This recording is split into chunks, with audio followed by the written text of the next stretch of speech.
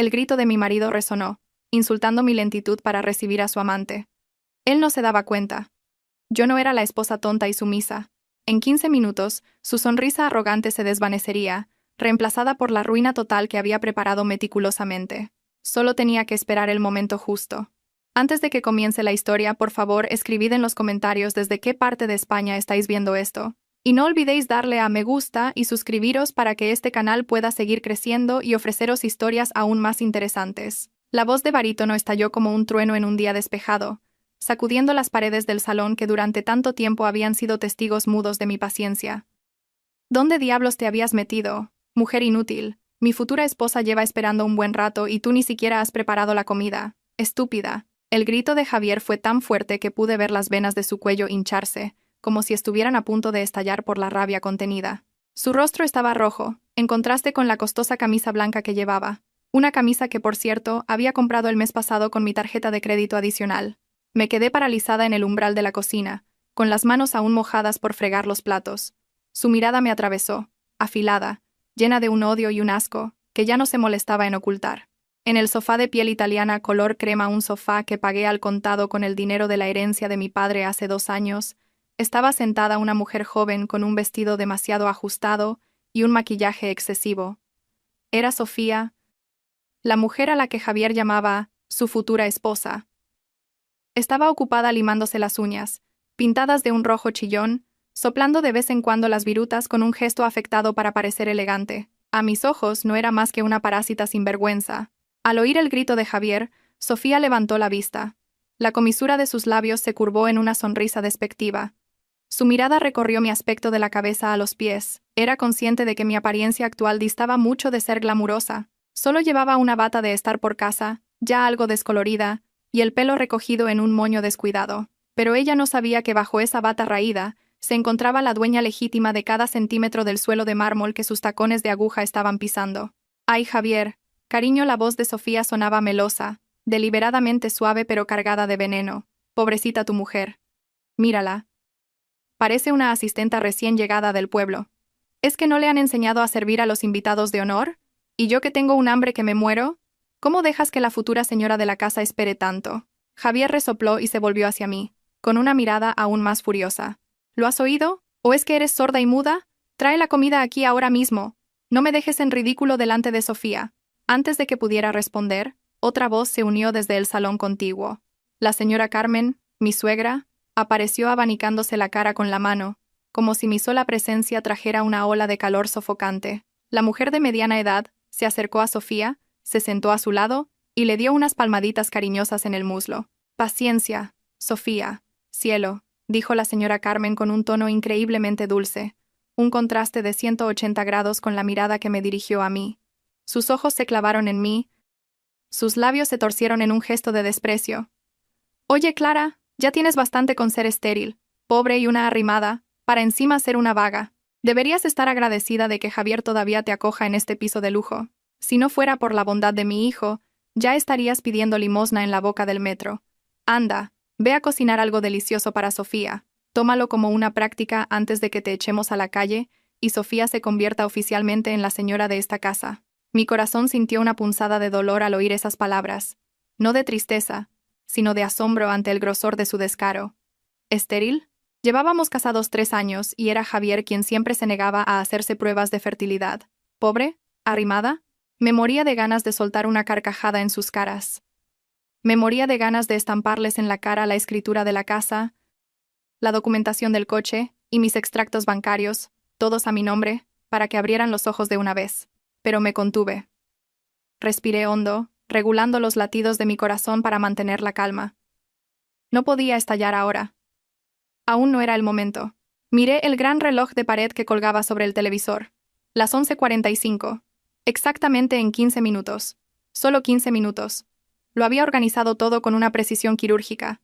Mateo, mi abogado de confianza, junto con un equipo del banco y la policía, ya estaban de camino. Llegarían puntualmente a las 12. Tenía que ganar tiempo. Tenía que dejar que volaran lo más alto posible en su arrogancia, para que la caída fuera mucho más dolorosa y devastadora. «Lo siento, cariño», respondí con una voz que intenté que sonara lo más suave y temerosa posible. Bajé la cabeza, fingiendo ser la esposa obediente e intimidada. Es que se ha acabado el butano y he tenido que cambiar la bombona. Un momento, ¿vale? La comida ya está casi lista. Voy a preparar un plato especial para ti y para la señorita Sofía. —¡Excusas! —espetó Javier, avanzando y empujándome bruscamente por el hombro. Me tambaleé hacia atrás y mi cadera chocó contra la vitrina. Un pequeño jarrón de flores cayó y se hizo añicos en el suelo. Era mi jarrón favorito, un recuerdo de mi difunta madre. Sentí que algo se rompía también dentro de mí al ver los trozos de cerámica. Pero permanecí en silencio. A Javier ni siquiera le importó. En su lugar, me señaló con el dedo índice, que temblaba de ira. 5 minutos, amenazó. Te doy 5 minutos para que la mesa esté puesta. Si en 5 minutos no está todo listo, no esperes dormir bajo este techo esta noche. Te arrastraré fuera como a un gato sarnoso. Sí, cariño. Sí, musité en voz baja. La señora Carmen soltó una risa burlona. Ja, ja, ¿ves, Sofía? Está muerta de miedo. Típico de las que tienen mentalidad de sirvienta. No tiene ni una pizca de amor propio. No como tú, que tienes clase, eres guapa y sabes cuidarte. Desde luego Javier no se ha equivocado al elegir a su nueva esposa. Sofía soltó una risa cristalina, un sonido que en mis oídos era como el raspar de un tenedor sobre un plato de cristal. Ay, señora Carmen, ¿qué cosas dice? Tranquila. En cuanto sea oficialmente la esposa de Javier, prometo que haré que esta casa tenga más vida. No tan lúgubre como ahora, con toda la energía negativa que desprende ella. Sofía me señaló con la barbilla, sin dignarse a mirarme a los ojos. Les devolví la mirada por un instante y luego me di la vuelta rápidamente hacia la cocina, no por miedo, sino para ocultar la sonrisa cínica que empezaba a dibujarse en mis labios. No sabían nada, absolutamente nada. En la cocina, mis manos se movieron con agilidad, no para cocinar, sino para preparar el verdadero postre. Sobre la encimera ya había una gran bandeja de plata, pero no coloqué en ella platos con paella o cordero asado. En su lugar, saqué una gruesa carpeta roja de un cajón secreto bajo el fregadero. Esa carpeta lo contenía todo: los justificantes de las transferencias de Javier a la cuenta de Sofía durante el último año, utilizando dinero de nuestra cuenta conjunta, que en realidad estaba financiada en un 90% por mí. La prueba del préstamo que Javier había conseguido de un usurero usando una escritura falsa de la casa. Las facturas de la tarjeta de crédito, con 3 meses de impago. Y lo más dulce de todo, la demanda de divorcio y la orden de desalojo de la propiedad, ya firmada por el juzgado. Miré el reloj de la cocina. El minutero se movía lento, pero seguro. Quedaban 10 minutos. Podía oír sus risas desde el salón. Estaban celebrando una victoria ilusoria. Javier probablemente se jactaba de sus proyectos inmobiliarios ficticios en la Costa del Sol ante Sofía, prometiéndole bolsos de marca o vacaciones en las Seychelles. La señora Carmen seguro que alababa a su hijo, al que consideraba un gran triunfador, mientras se imaginaba una vejez cómoda sin la molestia de una nuera a la que odiaba. «Disfrutad de vuestros últimos 10 minutos como ricos», susurré mientras colocaba los documentos en la bandeja. Reíd a carcajadas, porque después de esto, olvidaréis incluso cómo respirar. Tomé una campana de acero inoxidable brillante y cubrí la bandeja con ella. Por fuera parecía una bandeja con un festín de lujo listo para ser servido. Pero dentro se escondía la bomba de relojería que haría saltar por los aires el castillo de mentiras que habían construido. Mi corazón latía con fuerza. No por nerviosismo, sino por la adrenalina que recorría mis venas. 3 años había aguantado, 3 años intentando ser una buena esposa, haciendo la vista gorda ante el comportamiento cada vez más extraño de Javier, haciendo oídos sordos a los hirientes insultos de la señora Carmen. Aguanté porque creía en la promesa sagrada del matrimonio. Pensé que quizás Javier estaba estresado, que quizás la señora Carmen solo necesitaba atención. Pero mi paciencia tenía un límite, y ese límite se cruzó hacía una semana, cuando descubrí que Javier pretendía falsificar mi firma para vender el chalet de la sierra que heredé de mi padre, el único recuerdo físico que me quedaba de él. Pretendía venderlo para comprarle un apartamento de lujo a Sofía. En ese preciso instante, mi amor murió, reemplazado por un frío letal. «Clara, ¿dónde está la comida? No me hagas gritar otra vez». La voz de Javier volvió a retumbar. Respiré hondo, poniéndome de nuevo la máscara de mujer lastimera que solía llevar. «Sí, cariño, ya la traigo». Levanté la bandeja con ambas manos. Mis pasos eran firmes mientras me dirigía al salón. Allí, sobre la mesa de mármol, su destino estaba a punto de decidirse. Ya no era Clara, la esposa tonta. Hoy era la juez, la fiscal y la verdugo. Y el juicio estaba a punto de comenzar, justo en el momento en que esta campana de plata se levantara. Mientras caminaba, llevando la bandeja cargada de sorpresas hacia el salón, Mi mente viajó atrás en el tiempo, 3 años atrás, a una época en la que aún era ingenua, cegada por el amor, y creía que Javier era el príncipe azul que Dios me había enviado.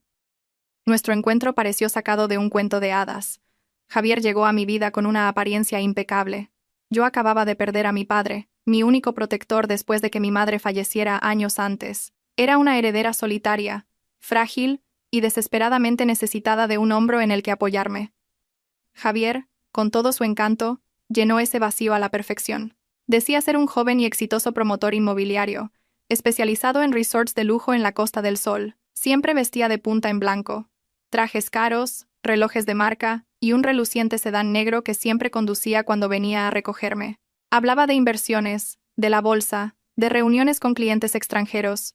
Su lenguaje era sofisticado, lleno de términos económicos que me dejaban impresionada. Yo, a quien mi padre siempre había enseñado a vivir con sencillez y sin ostentación, vi en Javier a un hombre ambicioso y responsable. Yo te cuidaré, Clara. No tienes que preocuparte por tu patrimonio.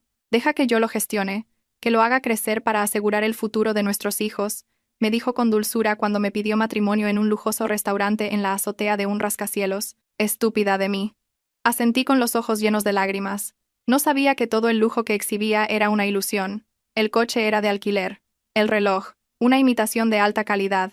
Y la promotora inmobiliaria de la que tanto se jactaba, en realidad, él era solo un administrativo en una pequeña constructora de barrio, a la que ni siquiera le renovaron el contrato. El hedor de la mentira comenzó a notarse 3 meses después de nuestra fastuosa boda, financiada, por supuesto, con mi dinero, aunque Javier se atribuyó el mérito ante todos los invitados. Una noche, llegó a casa con el ceño fruncido. «Cariño, ha surgido un problemilla con una de las promociones», dijo, masajeándose las sienes, actuando como si llevara el peso del mundo sobre sus hombros. «Se ha estropeado una grúa. Necesito liquidez urgentemente. ¿Unos 100.000 euros? Los fondos de la empresa están bloqueados en una cuenta a plazo. ¿Podrías prestármelos? La semana que viene te los devuelvo por duplicado. En cuanto el cliente pague la factura, sin sospechar nada, le transferí el dinero al instante. Para mí, marido y mujer debían ayudarse mutuamente. Úsalo, cariño. No hace falta que me lo devuelvas. Mi dinero es tu dinero». Esa frase fue el principio del fin. La frase «mi dinero es tu dinero», que yo dije con total sinceridad, fue interpretada por Javier como «por favor, saquea mi fortuna hasta dejarme en la ruina». A partir de entonces, las peticiones de dinero se hicieron más frecuentes, con excusas cada vez más inverosímiles. Invertir en unos terrenos para un campo de golf, sobornar a un concejal para una licencia de obras, ayudar a un pariente lejano con una enfermedad repentina. Las cantidades ya no eran de cientos de miles, sino que empezaron a rozar el millón. Cada vez que pedía detalles o un informe por escrito, Javier se enfadaba. Jugaba la carta del victimismo con maestría. ¿No confías en tu propio marido? Por Dios, Clara, ¿para quién crees que trabajo tan duro? Para ti. Y tú me vienes con estas sospechas. ¿Qué clase de esposa eres? Sus gritos me hacían sentir culpable, y acababa transfiriéndole el dinero solo para que se callara. El papel de la señora Carmen, mi suegra, no fue menos importante en esta estafa. Desde el principio, siempre fue dulce delante de Javier, pero en cuanto él se iba a trabajar, se transformaba en un monstruo. Venía a casa casi todos los días, criticando todo lo que hacía. Mi comida era sosa, mi forma de vestir era de paleta, mi manera de llevar la casa era un desastre. Un día, hace aproximadamente 1 año, escuché por casualidad una conversación telefónica de la señora Carmen en la terraza. «Sí, tranquila, Marisa. La Clara esta es tonta del bote. Es súper ingenua, hace todo lo que le dice Javier. El otro día le pidió que le comprara un coche nuevo, supuestamente para el trabajo, pero si es para fardar por ahí. ¿Qué suerte hemos tenido con esta nuera? Es una vaca lechera, un auténtico chollo para nuestra familia. Cuando todo su patrimonio esté a nombre de Javier, le damos la patada y listo». La sangre me hirvió. ¿Una vaca lechera? Así que para ellos solo era un cajero automático andante. Mi corazón se hizo añicos. Quise enfrentarme a ella en ese mismo momento, pero mi sentido común me detuvo. Si me enfadaba ahora sin pruebas contundentes, Javier defendería a su madre y le daría la vuelta a la tortilla, diciendo que había oído mal o que era una exagerada. Desde ese día, empecé a investigar. Contraté a un detective privado en secreto. ¿Y cuál fue mi sorpresa cuando llegó el primer informe? Javier nunca había sido promotor. La oficina a la que iba cada mañana era en realidad una cafetería donde pasaba el día haciendo apuestas deportivas online. El dinero de las inversiones se lo había fundido en el juego y en financiar su lujoso estilo de vida con otras mujeres. La traición culminó con la aparición de Sofía. 3 meses atrás, Javier empezó a no venir a dormir a casa, con la excusa de viajes de negocios. El informe del detective, sin embargo, decía que había alquilado un apartamento en el centro de Madrid para vivir con ella. Sofía era una mujer que había conocido en una discoteca. Una mujer que, irónicamente, también era una estafadora. Según los datos que obtuve, Sofía tenía deudas por todas partes y se había acercado a Javier pensando que era un millonario de verdad, 2 estafadores engañándose mutuamente, una pareja perfecta, y hoy, el descaro de Javier había superado todos los límites. Se había atrevido a traer a su amante a mi casa, la casa cuya escritura original seguía guardada a buen recaudo en la caja de seguridad de un banco a mi nombre, y a ordenarme que les sirviera como a una criada. Pensaba que, porque siempre había callado, era débil. Pensaba que, porque nunca me había defendido, era tonta. Ese flashback terminó cuando mis pies tocaron la alfombra del salón. Las risas aún resonaban, hiriendo mis oídos. «Vaya, por fin llega la señora de la casa», dijo Sofía con sorna al verme colocar la bandeja sobre la mesa.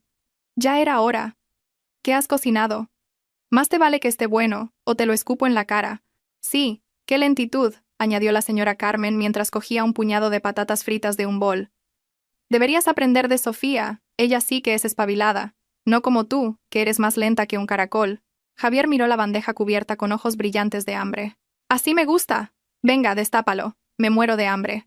Me erguí frente a los 3. Se acabaron las reverencias, se acabaron las miradas de miedo.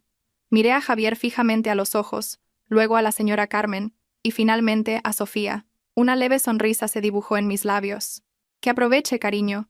Este es el plato más caro que he preparado en toda mi vida», dije con un tono neutro pero lleno de énfasis. «Espero que lo disfrutéis hasta el último bocado». Mi mano se extendió para agarrar el asa de la campana de plata. Mi corazón latía al ritmo del segundero del reloj, que ahora marcaba las 11:55. 5 minutos para las 12, 5 minutos para su destrucción. «Menos charla», exclamó Javier impaciente.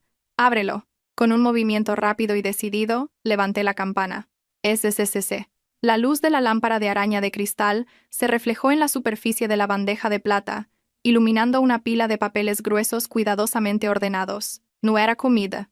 Silencio. 1 segundo, 2, 3. Los ojos de Javier se abrieron como platos al ver el contenido de la bandeja.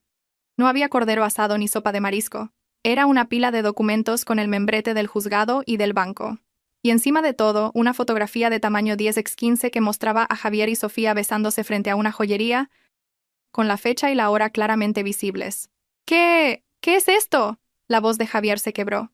Su rostro, antes rojo de ira, palideció lentamente. Sofía soltó un gritito al ver su propia foto. «Javier, esa es nuestra foto. ¿Cómo la tiene ella?». La señora Carmen se asomó, entrecerrando los ojos para leer el título de la carpeta roja. «Notificación de embargo de bienes». «¿Qué demonios es esto, Clara? ¿Te has vuelto loca?». Sonreí de par en par. Una sonrisa liberada, sin cargas, por primera vez en 3 años. «Buen provecho», dije fríamente. «Ese es el aperitivo. El plato principal llegará en exactamente 5 minutos». Un sudor frío comenzó a perlar la frente de Javier. Sus manos temblaban al coger el primer papel, una reclamación de deuda de juego online por valor de 200.000 euros, con vencimiento ese mismo día. El juego acababa de empezar, mi querido marido. Una semana antes de este día del juicio final, el ambiente en casa ya era tenso, al menos para mí. Javier venía cada vez menos, y cuando lo hacía, solo traía consigo el perfume de otra mujer impregnado en su camisa y una irritabilidad a flor de piel. Sin embargo, el momento que lo cambió todo, el momento en que encontré el arsenal que ahora yacía en la bandeja de plata, ocurrió una noche de martes de lluvia torrencial.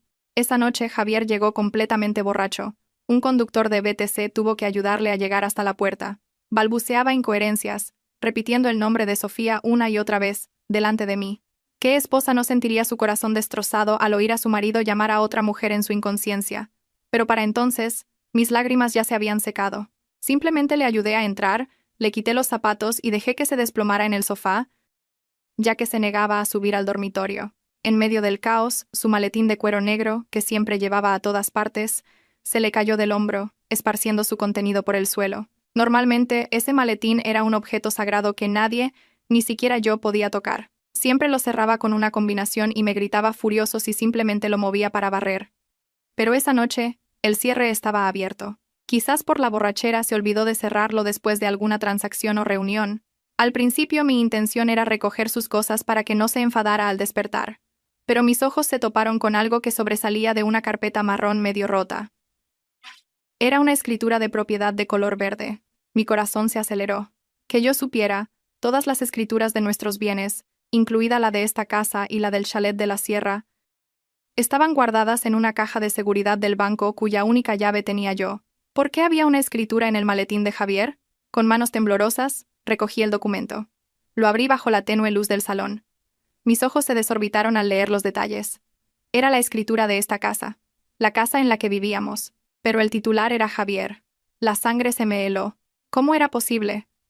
Mi padre la había comprado para mí, a mi nombre, Clara Alonso.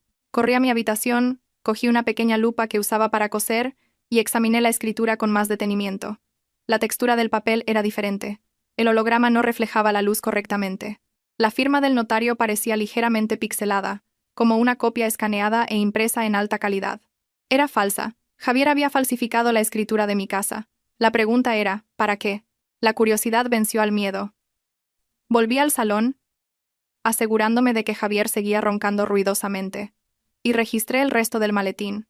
En el fondo, escondida, había una pila de cartas de advertencia que hicieron que mis rodillas flaquearan. Eran de varias aplicaciones de préstamos rápidos y usureros. Las cifras me marearon. 10.000, 30.000, 100.000 euros. La deuda total que figuraba en esos papeles arrugados ascendía a casi $500.000 de euros. Y lo que era peor, en uno de los contratos de préstamo con un usurero particular, figuraba como garantía una casa de lujo en el barrio de Salamanca. Así que Javier estaba usando la escritura falsa para estafar a prestamistas. Estaba poniendo como aval una casa que no era suya con un documento falso para conseguir dinero que quién sabe a dónde iba a parar. Esto no era solo una cuestión de deudas. Era un delito de falsificación de documento público y estafa. No se detuvo ahí. Encontré un iPad con la pantalla rota en una esquina. Apenas le quedaba un 10% de batería, pero no tenía contraseña. Mis dedos se deslizaron ágilmente por la pantalla y abrí la aplicación de mensajería. El primer contacto de la lista estaba fijado con un emoji de corazón. Mi futura Sofía. Abrí su conversación, y leerla fue como echar sal en una herida abierta. Javi, ¿qué hago?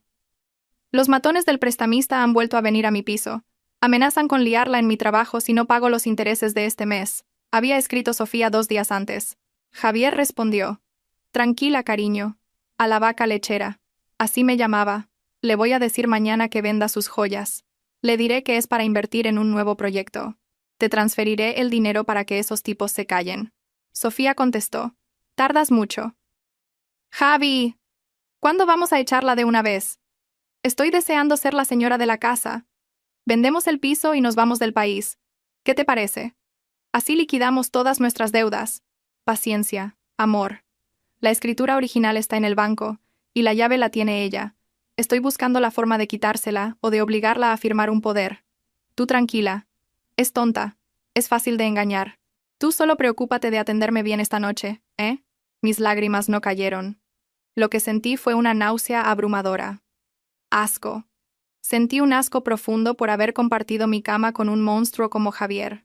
Resulta que no solo él tenía problemas económicos. Sofía, la mujer que se mostraba tan glamurosa en sus redes sociales, también estaba hasta el cuello de deudas con usureros. Eran una pareja de estafadores tapando sus agujeros cavando uno nuevo y más grande en mi vida. Javier no era rico. Sofía no era rica.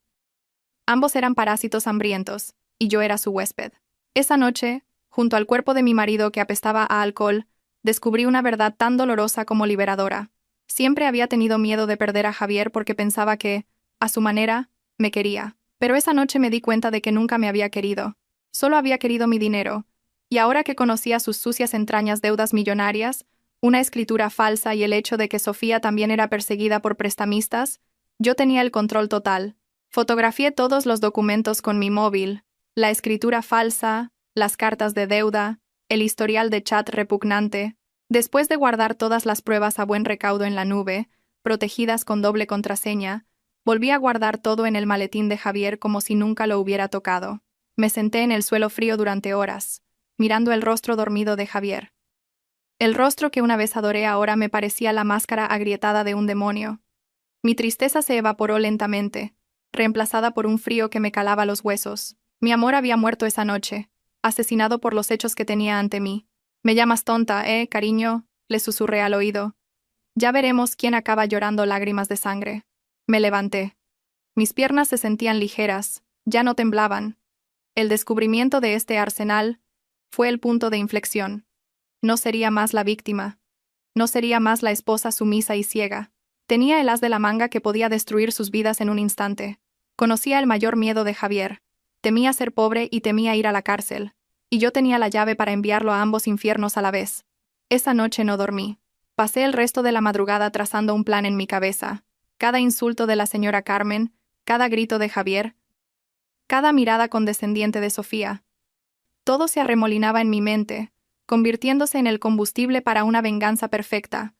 Les haría pagar, no con una rabia explosiva y sin rumbo, sino con una destrucción estructurada, sistemática y dolorosa. A la mañana siguiente, me desperté con un espíritu renovado.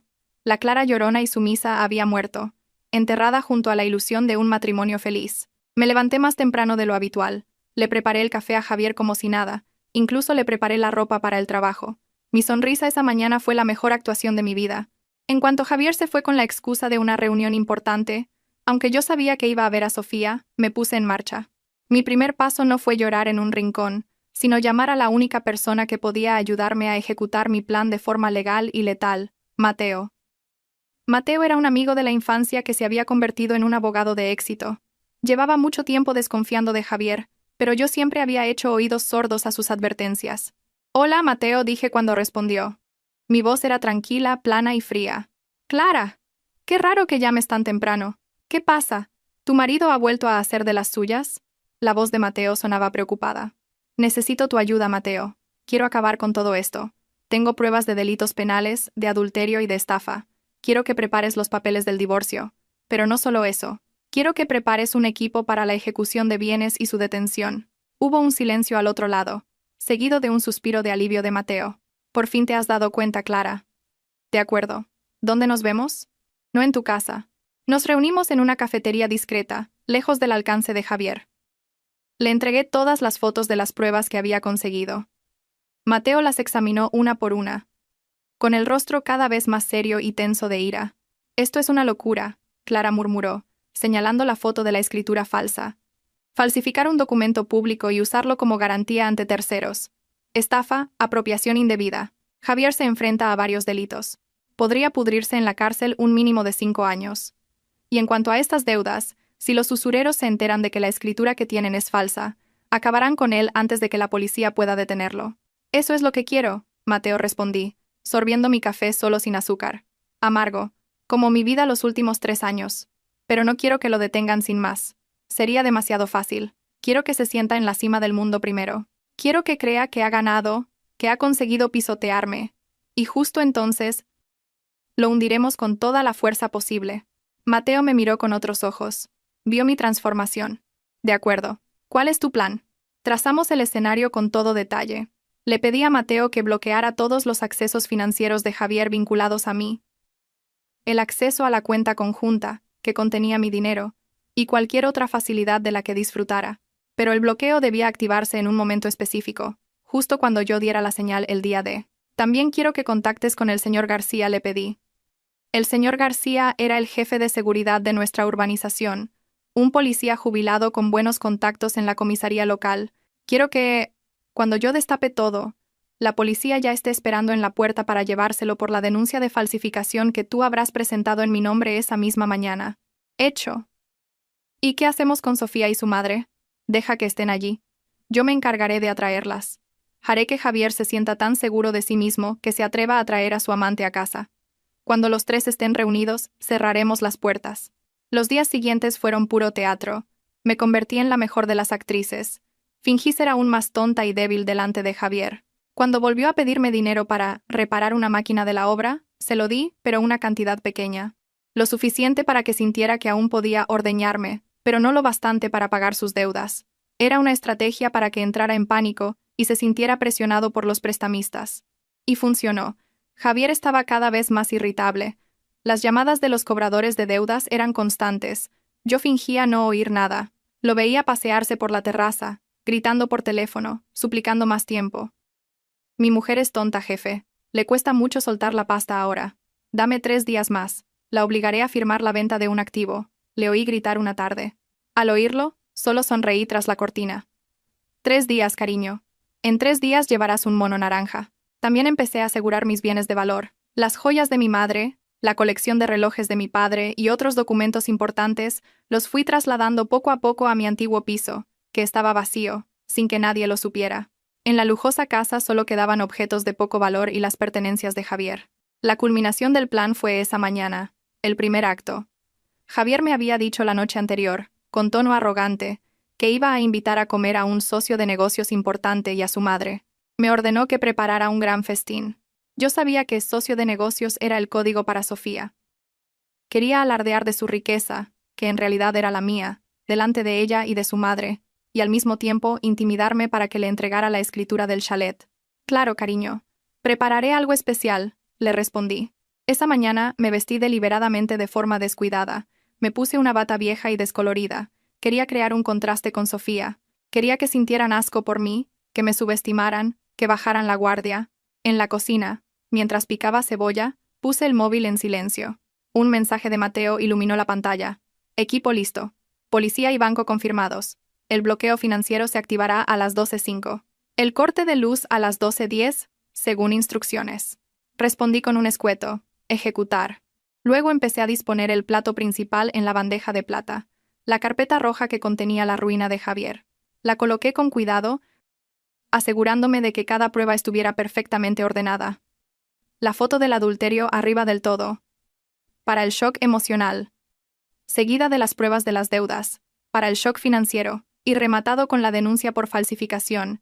Para el shock legal. Cuando el grito de Javier resonó desde el salón, el grito que da inicio a esta historia, no sentí ni una pizca de miedo. Mi adrenalina bombeaba con fuerza, no por pánico, sino por entusiasmo. Como un director de cine que ve cómo la escena culminante de su película está a punto de comenzar. Espera un poco, cariño, me dije a mi reflejo en el grifo de la cocina.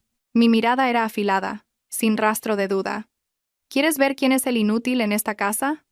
Estás a punto de descubrirlo. Tomé la campana de plata, cubrí la bandeja y respiré hondo. Mis pasos fueron firmes al salir de la cocina hacia el salón. En mis manos llevaba la sentencia de muerte para su cómoda vida. Mi plan de venganza estaba perfectamente cocinado. Solo quedaba servirlo bien caliente. Ellos creían que esperaban el almuerzo. En realidad, esperaban el toque de difuntos para su propio orgullo. Y mientras caminaba hacia ellos, viendo sus rostros arrogantes, supe una cosa. Hoy no habría piedad. Había planeado esto con la precisión de un cirujano. Esta herida se pagaría al contado, y con intereses. El silencio que se apoderó del salón era tan denso y tenso que parecía haber absorbido todo el oxígeno de la habitación. El tiempo pareció congelarse. La risa cristalina de Sofía se desvaneció, reemplazada por jadeos cortos y ahogados. La boca de la señora Carmen, antes ocupada masticando patatas fritas, ahora colgaba abierta, dejando caer migas sobre su blusa sin que se diera cuenta. Y Javier, mi marido, o mejor dicho, mi futuro exmarido seguía paralizado, con la mano temblorosa sosteniendo la fotografía. La prueba visual y descarnada de su traición. Javi. La voz de Sofía rompió el silencio, un chillido de miedo. Esa es nuestra foto de la semana pasada. ¿Cómo la tiene ella? Dijiste que tu mujer era tonta y no se enteraba de nada. Javier no respondió. Su mirada pasó de la foto a la pila de documentos en la bandeja. Su mano temblorosa cogió la siguiente hoja. Era la tercera carta de advertencia de una empresa de préstamos rápidos. El logo de una calavera roja en el membrete parecía burlarse de su destino. La cifra que figuraba allí era fantástica. 50.000 euros, sin incluir los intereses de demora que le ahogaban. ¿Por qué te callas, cariño? Pregunté con un tono relajado, en agudo contraste con la tensión que se apoderaba de sus rostros. Caminé lentamente alrededor del sofá, saboreando cada segundo del cambio en sus expresiones. ¿No decías que tenías hambre? Venga, come. ¿O ya te has saciado de tragarte tus propias mentiras? Tú. Javier finalmente habló, con la voz ronca y temblorosa. ¿De dónde has sacado todo esto? ¿Me has registrado el maletín? ¿Registrarlo? Solté una risita fría y cortante. Solo estaba ordenando mi propia casa, cariño. Y resulta que el cadáver que tenías guardado olía tan mal que fue muy fácil de encontrar. La señora Carmen se levantó de un salto y le arrebató el papel a Javier. Sus ojos se abrieron como platos al leer la cifra de la deuda. 200.000 euros. Javier, ¿qué es todo esto? Decías que tus negocios inmobiliarios daban enormes beneficios, que el collar de oro que me regalaste era de una prima de un proyecto. ¿Por qué tienes cartas de deudas? Mamá, cállate, gritó Javier, presa del pánico. Gotas de sudor del tamaño de garbanzos empezaron a caer por sus sienes. Se giró hacia mí, intentando poner una cara de enfado para ocultar su miedo. Clara, escúchame, todo esto es un malentendido. Son documentos antiguos. Es una calumnia. Seguro que lo has falsificado todo para tenderme una trampa delante de Sofía y que me deje. Zorra manipuladora. ¿Manipuladora? Enarqué una ceja. Comprueba tu móvil, cariño. Justo cuando lo dije, el móvil de Javier, que estaba sobre la mesa, empezó a vibrar violentamente. La pantalla se iluminó, mostrando un nombre de contacto que le resultaría muy familiar: Cobrador El Martillo. El teléfono no paraba de vibrar y sonar, como una sirena de alarma. Javier lo miró como si viera un fantasma. No se atrevía a cogerlo. «Cógelo, cariño», le ordené suavemente. «Pobre hombre, lleva llamándote toda la mañana. Quizás quiera cobrar la promesa que le hiciste de que le pagarías todo hoy a las 12 del mediodía. Y ya son las 12:05.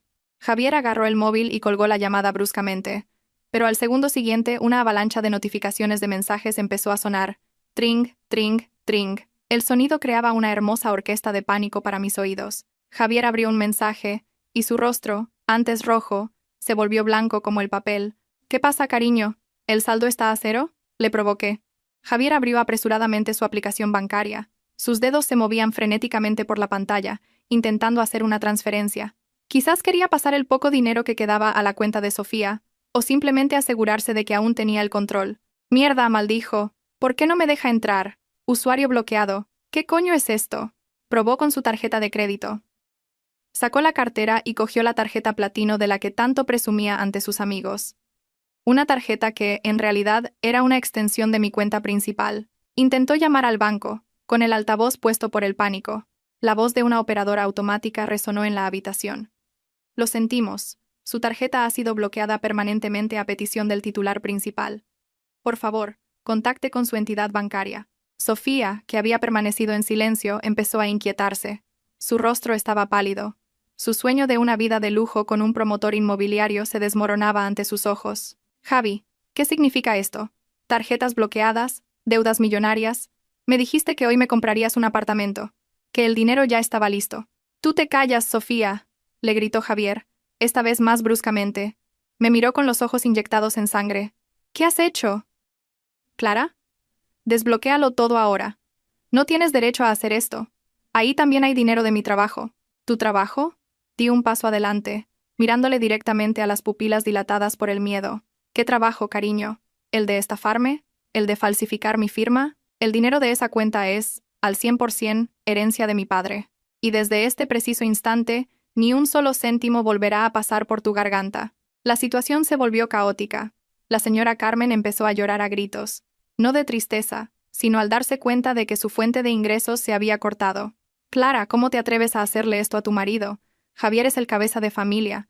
Es un pecado cortar el sustento de tu esposo». «¿El sustento del marido o el botín del ladrón, señora?», repliqué con dureza.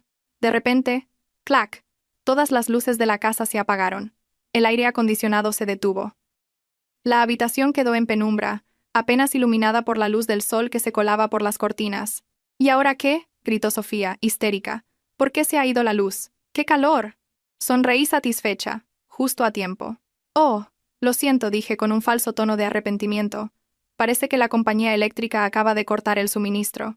Se me olvidó mencionar que este mes no pagué la factura a propósito, y que también solicité un corte temporal ya que, bueno, la dueña legítima de la casa ya no quiere financiar a parásitos». Javier apretó los puños con fuerza. Se sentía acorralado. Este ataque psicológico estaba destrozando su ego, su orgullo y su sensación de seguridad. Él, que se había creído el rey de este palacio, de repente se daba cuenta de que solo era un polizón al que habían pillado. «Tú», gruñó, con una voz gutural, como un animal salvaje atrapado. «¿Crees que puedes humillarme así y salirte con la tuya? ¿Crees que me dan miedo tus amenazas? Soy tu marido legalmente. Estos bienes son gananciales». «¿Bienes gananciales?», me reí, esta vez más fuerte. «Tenemos un acuerdo de separación de bienes, cariño. ¿Lo has olvidado? ¿O estabas demasiado ocupado disfrutando de mi dinero? Todos los bienes adquiridos por herencia o antes del matrimonio son propiedad individual. Y tú, ¿Qué trajiste al matrimonio aparte del opuesto y un montón de deudas? Javier se quedó mudo. Se había quedado sin argumentos. El ataque mental había paralizado su lógica. Miró a Sofía en busca de apoyo, pero ella lo miraba con asco. Sofía, la amante interesada, empezaba a darse cuenta de que había apostado por el caballo perdedor. Javier, Sofía retrocedió, alejándose de él. ¿Así que es verdad que no tienes nada? ¿El Mercedes de ahí fuera? ¿Es tuyo? ¿Verdad? Intervine antes de que Javier pudiera mentir de nuevo. Pregúntale a la empresa de alquiler Coches de Lujo Pérez, Sofía. Ahí tiene la pegatina pequeña en la luna trasera.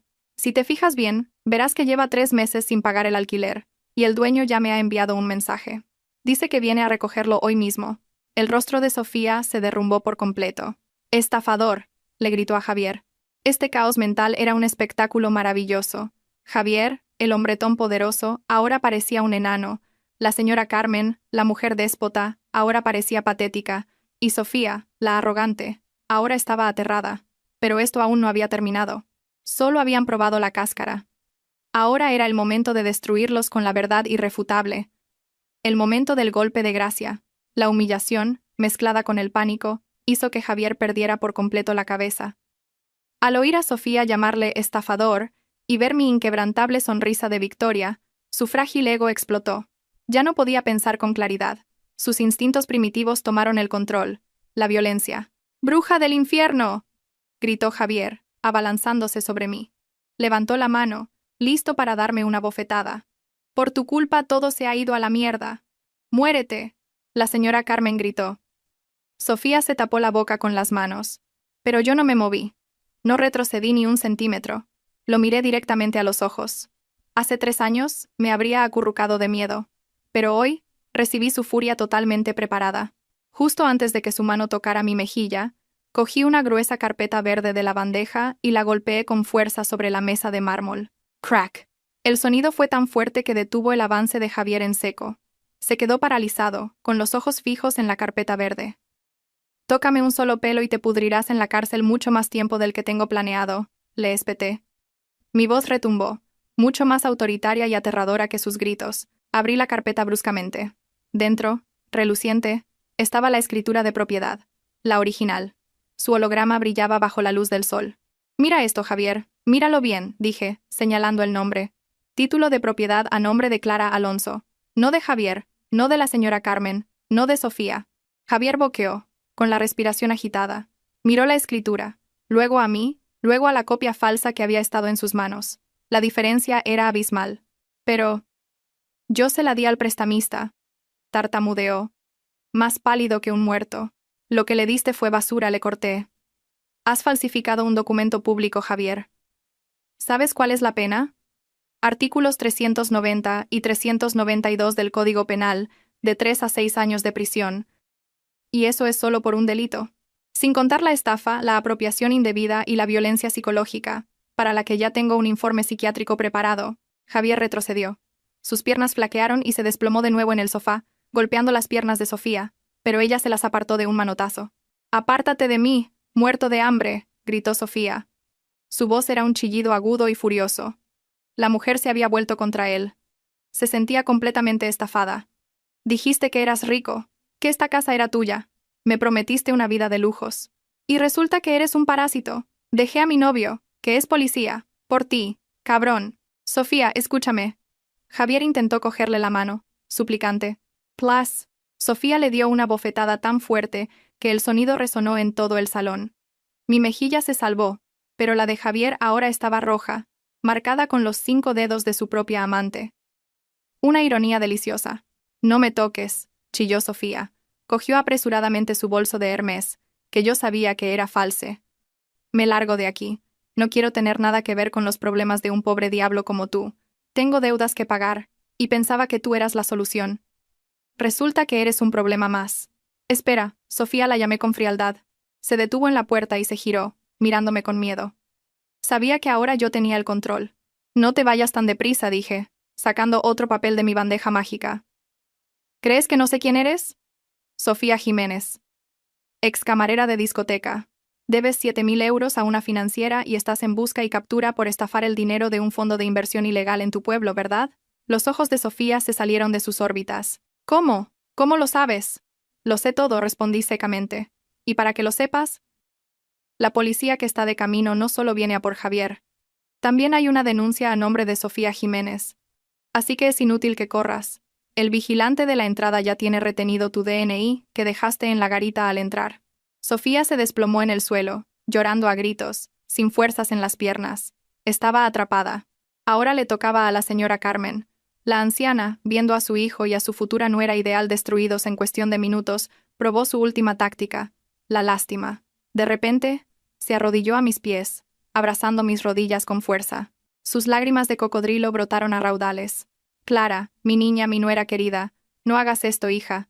Lo siento mucho. Fue un error. Solo le seguía la corriente a Javier. En el fondo te quiero mucho, eres mi nuera favorita. No metas a Javier en la cárcel, por favor. No me eches a la calle. Soy una mujer mayor. ¿Dónde voy a ir? Miré su cabeza inclinada con una expresión vacía. Una vez respeté a esta mujer. Pero ahora, ese respeto era polvo. ¿Tu nuera favorita? Repetí con cinismo. ¿No acabas de decir que era estéril, pobre, una arrimada y una vaca lechera? Eso fue un arrebato, hija. Te juro que no lo decía en serio. Levántese. Señora, ordené con firmeza, liberando mi pierna de su abrazo. No ensucie mis pies con sus lágrimas falsas. ¿Sabe que cada mes Javier le transfería 500 euros de mi dinero para los gastos? ¿Y que usted se lo gastaba en las máquinas tragaperras del bar? También tengo los movimientos de su cuenta. La señora Carmen enmudeció. Su rostro se puso rojo de vergüenza. Su secreto había sido revelado. Vosotros tres los señalé uno por uno. A Javier, derrumbado en el sofá, a Sofía, llorando en el suelo, y a la señora Carmen, paralizada en medio de la habitación. Sois la combinación de seres humanos más patética que he conocido. Sois codiciosos pero tontos, sois malvados pero torpes. Miré mi reloj. Las 12:15. A lo lejos, se oyó el sonido de una sirena de policía, cada vez más cerca. Luego, un murmullo de gente frente a la valla. Debían ser los vecinos, que empezaban a reunirse al ver el coche de policía y el de la empresa de alquiler.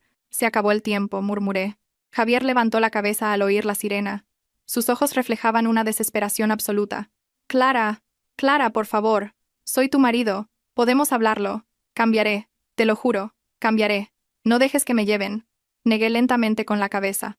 Tu oportunidad se acabó hace 3 años. La primera vez que me mentiste, Javier. Ahora no soy yo quien te juzga, sino la ley y el karma. Llamaron a la puerta con fuerza.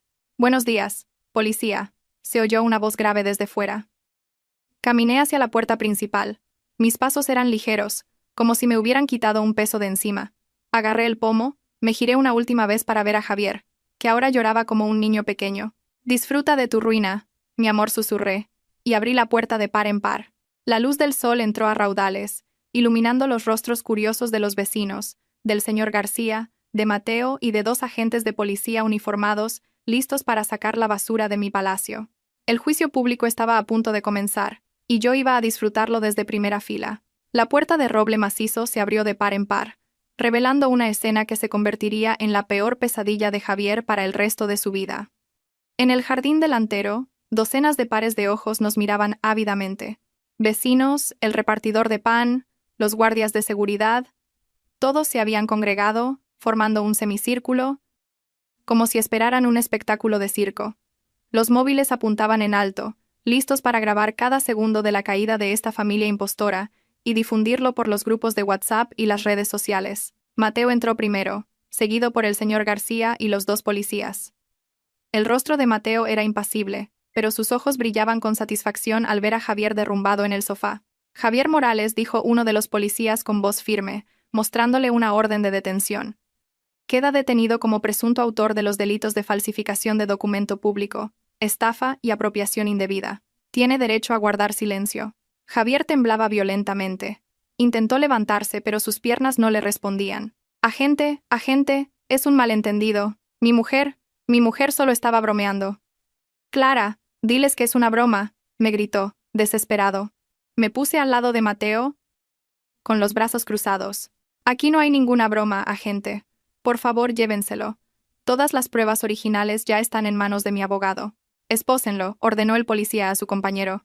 El sonido metálico de las esposas cerrándose en las muñecas de Javier resonó con fuerza. Javier se resistió, retorciéndose como un gusano. Suéltenme. Esta es mi casa. No tienen derecho. Mamá, ayúdame. La señora Carmen, al ver a su hijo del alma siendo arrastrado, entró en histeria. Se tiró del pelo y empezó a gritar insultos a la policía. No se lleven a mi hijo. Mi hijo es rico, es un empresario. Se equivocan. Clara, eres una nuera malnacida. Le has tendido una trampa a tu propio marido. Los policías ignoraron sus desvaríos y arrastraron a Javier hacia el coche patrulla, cuyas luces giratorias lo iluminaban todo. Cuando Javier salió, la multitud de vecinos estalló en murmullos. Lo sabía. El tal Javier era un fantasma, todo fachada, comentó en voz alta la presidenta de la comunidad. Menos mal que lo detienen. Era un arrogante y encima con coches de alquiler, añadió otro vecino. Pero las sorpresas no habían terminado. Justo cuando se llevaban a Javier, llegó una grúa naranja. Un hombre corpulento bajó y enganchó el Mercedes aparcado en la entrada. ¡Ese es mi coche!, gritó Javier al ver cómo se llevaban su orgullo. El hombre de la grúa escupió al suelo. ¿Tu coche? Ja. El jefe de la empresa de alquiler me ha dicho que lo retire ya. Llevas 3 meses sin pagar, campeón. Las risas de los vecinos explotaron. Javier agachó la cabeza, con el rostro rojo de una humillación insoportable. Mientras tanto, dentro de la casa, Sofía intentó aprovechar la confusión para escapar por una puerta lateral, pero yo ya había anticipado su jugada. ¿A dónde vas, Sofía?, pregunté con voz potente a través de un pequeño megáfono que me prestó el guardia. Todos los ojos se volvieron hacia ella, pillada infraganti. «¡Ahí está la zorra!», gritó un grupo de vecinas. «Y encima estafadora». Sofía no tuvo tiempo de correr. 2 hombres con chaquetas de cuero, los matones del prestamista a los que yo misma había avisado, aparecieron entre la multitud y la agarraron por los brazos. «Vaya, vaya, nenita. ¿Intentando escapar? La deuda de 7.000 euros no se paga sola. Suéltenme. Javier lo pagará». Javier ya va en el coche de la policía.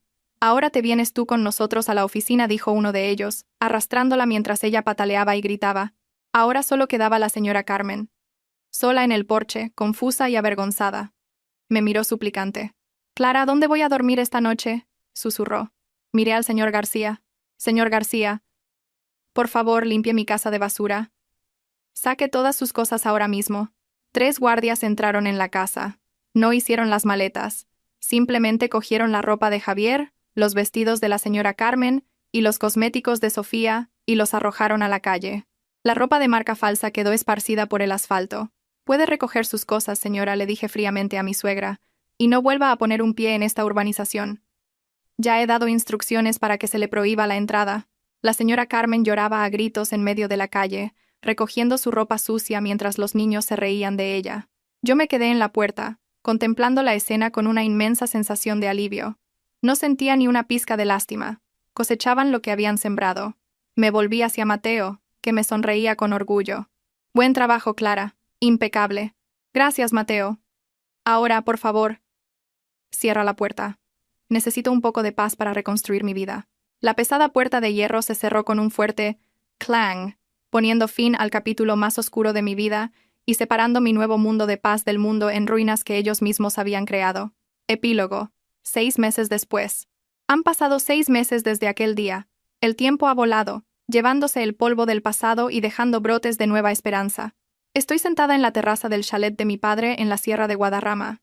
Ya no es una casa vieja y sombría, sino un chalet totalmente renovado con un estilo moderno y luminoso. En mi mano, una taza de manzanilla caliente desprende un aroma relajante. Ya no existe la Clara de la bata raída y los ojos hinchados. La mujer que se refleja en el cristal de la ventana se ve fresca, elegante y, lo más importante, sus ojos brillan de felicidad. El negocio familiar, que había descuidado por el drama con Javier, ha vuelto a florecer bajo mi dirección. Estoy rodeada de gente honesta, no de aduladores que solo querían mi dinero. Mateo ha venido de visita. Trae una carpeta con el informe final del caso. «¿Cómo está la jefa?», saluda alegremente. «Muy bien, Mateo. Mejor que nunca. ¿Qué noticias traes?». Sentencia firme. 7 años de prisión para Javier. El juez no le dio ninguna reducción de pena porque no mostró arrepentimiento y siguió culpándote en el juicio. Sonreí levemente. 7 años. Tiempo suficiente para reflexionar. Y hay una historia interesante de la cárcel, continuó Mateo. Al parecer, se ha convertido en el saco de boxeo de los demás presos por sus aires de nuevo rico. Está en los huesos, sufre de estrés, y a menudo grita tu nombre pidiendo perdón, hasta el punto de que piensan que se ha vuelto loco. Sorbomité. La imagen de Javier, demacrado y sufriendo en una celda fría, ya no me produce compasión. Es el precio justo por su traición. ¿Y Sofía? Ah, Sofía. Su vida es un desastre. La deuda con el prestamista la obligó a aceptar un trabajo forzoso. Lo último que supe es que trabaja en Mercamadrid, limpiando pescado desde el amanecer hasta el anochecer. Sus manos antes cuidadas ahora están ásperas y llenas de cortes, con un olor a pescado que no se va. Imaginé a la arrogante Sofía, que se burlaba de mi olor a cocina, viviendo ahora sumergida en el hedor del pescado, una ironía poética. ¿Y la señora Carmen? Eso es lo más triste, dijo Mateo. Después de que la echaran de su piso de alquiler, estuvo viviendo de la caridad en las iglesias, pero la pillaron robando limosna. Ahora se la ve recogiendo cartones por los contenedores. Va por ahí despotricando, contando a todo el que la escucha que tiene una nuera rica y malvada, pero nadie le cree.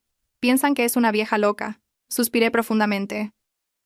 El viento de la sierra sopló, fresco y puro. Los tres habían encontrado su lugar, Javier en la cárcel, Sofía en la esclavitud de sus deudas, y la señora Carmen en la humillación social. El universo funciona de maneras misteriosas pero justas. El karma había hecho su trabajo a la perfección. Me levanté y miré el paisaje verde de las montañas. Antes pensaba que perder a mi marido era el fin del mundo. Tenía miedo de estar sola. Pero ahora me doy cuenta de que eliminar a los parásitos es el primer paso para florecer. No me siento sola. Me siento libre. Gracias, Javier, susurré al viento. Gracias por ser el peor maestro de mi vida. Gracias a ti, he aprendido que soy mucho más fuerte de lo que imaginaba. Y gracias a ti, sé que la mejor venganza no es la ira, sino ser feliz y exitosa sin ti. Sonreí al sol. Hoy es un día maravilloso, y mañana será aún mejor. Mi vida no ha terminado. Acaba de empezar.